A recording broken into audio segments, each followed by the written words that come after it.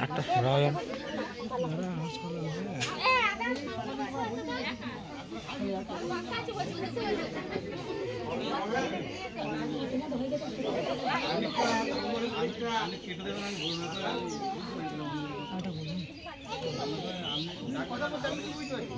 আমি ডাক্তার হয় আজকে 2 বছর হয়েছে